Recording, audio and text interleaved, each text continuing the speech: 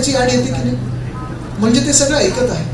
आणि हे ऐकणं हे कुठे ना कुठेतरी मशीन लर्निंगमध्ये जातं. मग पुढच्या ज्या ॲड्स असतात तुमच्या किंवा पुढचे जे सर्चेस असतात, पुढचं तुमचं ते FYP असतं, ते सगळं हे त्या तुमच्या सर्चप्रमाणे किंवा तुमच्या विषयांप्रमाणे ते यायला लागतं. तसंच तुमची स्वप्न पण असतात.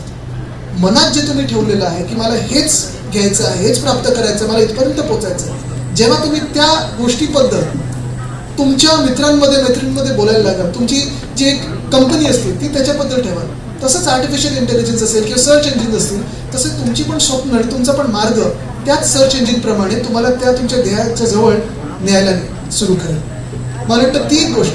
दुसरी गोष्ट मी जी तुम्हाला माझ्या घरातून म्हणजे माझे आजोबाजी सांगायचे, मला माझे वडील जे सांगत असतात, जे मी त्यांच्याकडून पाहत आलेलो आहे, दोनच गोष्टी आहेत. मी जास्त तुमचा वेळ घेणार नाही. पहिली गोष्ट म्हणजे वाचन हे तुमचं असलंच पाहिजे.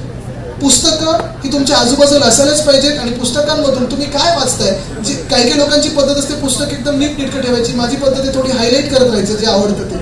पण पुस्तकं कुठच्याही भाषेतली पुस्तकं असो, मग मराठी असो, हिंदी असो, इंग्लिश असो, वाचन हे तुमचं असलंच पाहिजे. वाचाल तर वाचाल हे माझे आजोबा सतत सांगायचे. वाचन तुमचं सकाळच्या बातमींचं असायला पाहिजे, वृत्तपत्रांचं. वाचन हे तुमचं ऑनलाईन न्यूजचं असायला पाहिजे. ट्विटर असेल, फेसबुक असेल, इंस्टाग्राम असेल किंवा पुस्तकं असतील, वाचन असायला पाहिजे. आणि दुसरं, भाषा जेवढे तुम्ही शिकू शकाल ते पण फार महत्त्वाचं आहे. कारण तुम्ही जेव्हा जगभरात जाता, कुठे ना कुठेतरी आपल्या मनात असतं की मी यांच्याशी बोलू शकत नाही आहे. म्हणजे आपल्या मातृभाषेचा आपल्याला अभिमान असायलाच पाहिजे, आपली मातृभाषा आपल्याला नीट आलीच पाहिजे.